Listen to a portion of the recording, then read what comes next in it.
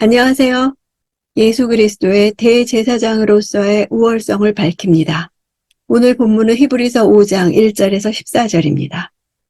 1절, 모든 대제사장은 사람들 가운데 뽑혀 사람을 위해 하나님 앞에 있는 사람입니다.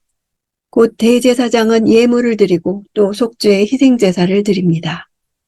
레위기적 대제사장의 두 가지 조건이 나옵니다. 첫째가 사람이어야 합니다. 대제사장은 하나님 앞에서 사람을 대표하는 자로서 일하기 때문에 사람들 중에서 취한 자여야 합니다. 이것을 밝히는 것은 그리스도께서도 완전한 인간이 되셨음을 말합니다. 인간 대제사장이 되셔서 우리를 위한 속죄의 제사를 드리기 위해 하늘 영광을 버리고 낮은 인간이 되신 것입니다. 둘째 조건은 하나님의 부르심이 있어야 합니다. 하나님께서 뽑으사 수행하게 하신 레위 계통 아론의 자손들만이 할 수 있었습니다. 그리스도 역시 하나님에 의해 사람을 위한 대제사장으로 이 땅에 보내심을 받았습니다. 2절, 그가 무지하고 미혹된 사람들을 불쌍히 여길 수 있는 것은 자신도 연약에 쌓여있기 때문입니다. 레위기적 대제사장은 자신의 죄 짓는 연약성 때문에 백성들을 불쌍히 여길 수 있었습니다. 무지하고 미혹된 사람들이란 무지한 가운데 계속 죄를 짓는 자들과 그릇된 길을 가는 자들을 말합니다. 이것은 의도적인 죄와는 구별됩니다.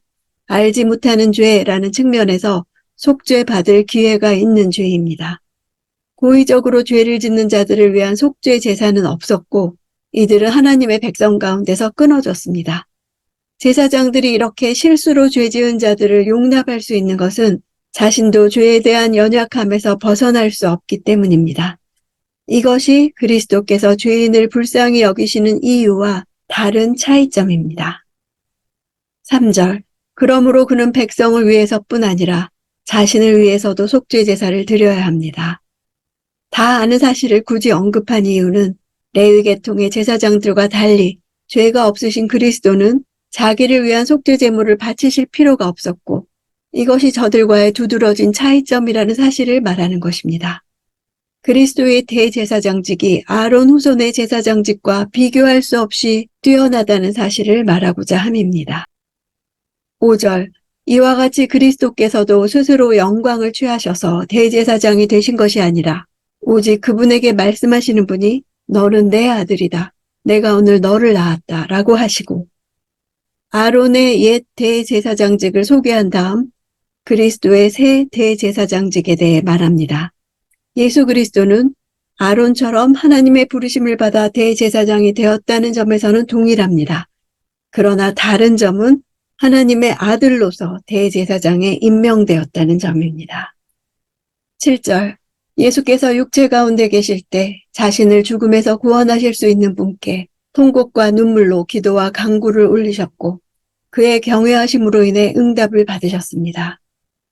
하나님의 아들이신 예수께서 어떻게 사람들 중에 하나가 되는 낮아지심을 통해 대제사장직을 감당하였는가에 대해서 말합니다. 예수께서 육체를 가진 인간이셨던 동안 그분은 우리가 느끼는 모든 것을 느끼실 수 있었습니다.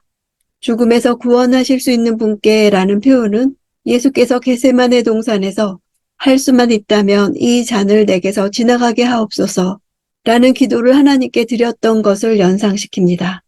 통곡과 눈물로 기도드렸다는 것은 십자가의 죽음을 앞두고 그분이 한 인간으로서 두려움과 혼란과 절망감에 쌓여 우리와 마찬가지로 내적 혼란을 겪으셨다는 것을 보여줍니다. 유대교 문학에서 통곡과 눈물이라는 표현은 위기 상황에서 구출을 바라며 드리는 긴급하고 간절한 기도를 묘사합니다. 그 기도를 3번이나 반복해서 하셨습니다. 히브리 사성에서 3번은 완전함을 상징하는 횟수입니다. 히브리인들의 공식 기도가 하루 3차례였다는 사실도 그들이 하나님께 온전한 기도를 드린다는 의미를 나타냈습니다. 예수께서 같은 내용으로 3번이나 동일하게 기도하셨다는 것은 더 이상 기도할 필요를 느끼지 않을 정도로 간절하고도 완벽하게 기도했음을 나타냅니다. 공경을 나타내는 경외하심이란 표현을 쓴 것은 그분이 내 뜻대로 마옵시고 아버지의 뜻대로 되기를 원하나이다 라는 마무리 기도를 드린 것을 나타냅니다. 그 기도는 대속의 십자가 죽음으로써 응답받음으로 우리를 대변하는 참된 대제사장임을 입증해 줍니다. 8절. 그분은 아들이신데도 고난을 당하심으로 순종을 배우셨습니다. 고난을 당함으로 배운다는 격언은 고전 문학에서 널리 퍼져 있었습니다. 고대 헬라인들은 배운다는 것과 고통을 받는 것을 한데 묶어서 생각했습니다. 일반적으로 아들들은 아버지의 단련을 참아내어 순종을 배워야 합니다. 하지만 그리스도는 인간 아들들처럼 단련을 통해 순종을 배우실 필요가 없으신 분이셨습니다. 그분은 이처럼 특별한 아들이심에도 불구하고 다른 아들들과 마찬가지로 고난을 당하심으로 순종을 배우셨습니다. 예수님의 고난이 특이했던 것은 하나님의 아들로서의 고난이기 때문입니다.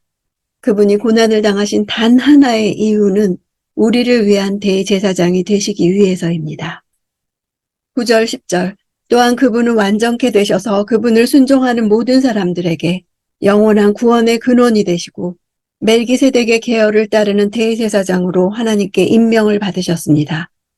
그분이 완전케 되셨다는 것은 백성을 위한 대제사장으로서의 직무에 대한 완전성을 말합니다. 인간으로서 완전한 순종의 결과 예수님의 제사장직은 일시적인 속죄를 가능하게 하는 아론의 제사장직과 비교될 수 없는 우월성을 가지셨습니다. 오히려 모든 제사장의 원형이 되는 멜기세덱의 직과 비교가 됩니다. 11절. 멜기세덱에 대해 우리가 할 말이 많으나 여러분이 듣는 일에 둔함으로 설명하기가 어렵습니다. 듣는 일에 둔하다는 노드로이라는 단어로서 이해력이 둔한 것을 나타내는 말입니다. 고대 헬라 철인 플라톤은 자기의 우둔한 몇몇 제자들을 가리켜서 노드로이라고 불렀다고 합니다. 이 단어는 게으르다는 뜻도 있습니다. 기독교의 진리에 대한 의욕을 상실한 그들에게 멜기세덱 계열을 따른 그리스도의 제사장 직분을 이해시키기는 어렵습니다. 둔하다는 시제를 볼 때 원래의 그들의 상태라기보다는 최근에 발생한 상황으로 보입니다. 원독자들은 어느 정도 성장하던 중 성장을 멈추고 뒷걸음친 상황으로 보입니다. 그들이 둔하게 된 것은 듣는 일에 대해서입니다. 듣는 일은 청각작용이나 지적 이해의 수준을 넘어 믿음으로 순종하는 반응까지를 포함합니다. 하나님의 말씀을 듣고도 믿음으로 순종하지 못하는 둔한 마음은 그리스도인들의 성장을 가로막는 심각한 장애물인 것입니다. 12절. 여러분은 지금쯤 선생이 돼 있어야 마땅한데 누군가 다시 여러분에게 하나님의 말씀의 초보 원리들을 가르쳐야 할 형편입니다. 그래서 여러분은 젖만 먹고 단단한 음식은 먹지 못하는 사람들이 됐습니다. 여기서 단단한 음식이란 그리스도를 멜기세덱에 비추어 아는 지식입니다. 이해하기 어렵기 때문입니다. 신자들에게 기대되는 장성함, 성숙함은 다른 이들을 가르치는 선생이 되는 것, 즉 다른 이들을 가르치는 능력을 갖추는 것으로 드러납니다. 헬라인들에게 남을 가르칠 수 있다는 것은 어떠한 사물을 올바르고 깊이 있게 이해하는 것을 전제했습니다. 히브리서 원독자들은 수십 년 동안 그리스도인으로 살았을지 모르지만 교리적으로나 체험적으로 전혀 진보하지 못했고 멜기세덱의 대사장직과 그것이 의미하는 바를 이해하지 못했고 마땅히 알아야 할 것들조차 알지 못하는 상태였습니다. 그렇기에 배교의 유혹에서 벗어날 수 없었을 것입니다. 왜 멜기세덱이 등장할까요? 원독자들에게 멜기세덱이 왜 중요했냐면 레위 자손이 아닌 예수께서 대제사장이라는 것에 대한 의문이 있었기 때문입니다. 13, 14절. 젖을 먹는 사람은 모두 의의 말씀에 익숙하지 못합니다. 그러나 단단한 음식은 성숙한 사람의 것입니다. 그들은 끊임없는 훈련으로 연단된 분별력을 지니고 있어 선과 악을 분별할 줄 아는 사람들입니다. 젖을 먹는 사람과 성숙한 사람이 대조를 이룹니다. 의의 말씀은 단단한 음식을 말하는 것입니다. 연단이란 단어는 원래 벌거벗은이란 뜻에서 유래한 동사입니다. 옛 헬라 사회의 체육학교에서 벌거벗고 운동하는 모습을 표현한 것입니다. 이것이 신체나 정신 등을 강하게 단련한다는 개념으로 발전되었습니다. 어린아이도 사지의 감각을 자꾸 사용함으로 무엇이 위험한지 아닌지 분별력을 얻듯이 영적 감각도 훈련되면 선과 악을 분별하게 된다는 것입니다. 그리스도의 대제사장직에 대한 진리들은 단단한 음식입니다. 이해하기도 어렵고 적용하기도 어렵습니다. 영적 어린아이는 자기만 생각하고 자기를 즐겁게 하는 것만 취하려 합니다. 세상 것에 대해서는 고도로 지적인 성도들, 자기 직업에 대해서는 부단하게 연구하는 성도들, 세상에서 벌어지는 일에 대해 무지한 것은 부끄러워하면서도 기독교 진리나 믿음의 발전을 위해서는 그 어떤 노력도 하지 않는 성도들이 교회 안에 많습니다. 성경이 무슨 이야기를 하고 있는지, 무엇을 믿고 어떻게 살아야 하는지, 복음의 능력으로 어떻게 변화되어야 하는지에 대해 무지합니다. 세상 것에는 깊은 갈증과 최대한 많은 지식을 열망하면서 성경을 소화시키는 능력은 여전히 부족합니다.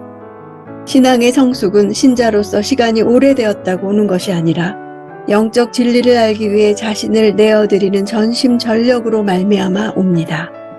영적 무지로 인한 가장 심각한 문제는 그들이 하나님 말씀에 무지하기 때문에 영적으로 중요한 문제들에 대해 하나님이 어떻게 생각하시는지를 모른다는 것입니다. 말씀의 훈련을 통해 단련된 성숙한 성도들은 분별할 수 있는 능력이 생깁니다. 성경을 읽고 묵상하는데 얼마나 시간을 들이나요? 얼마나 시간을 들여 기도하나요? 미디어에서 쉽게 얻는 데 익숙해진다면 성경을 펴고 앉아 묵상하는 훈련은 점점 어려워질 것입니다.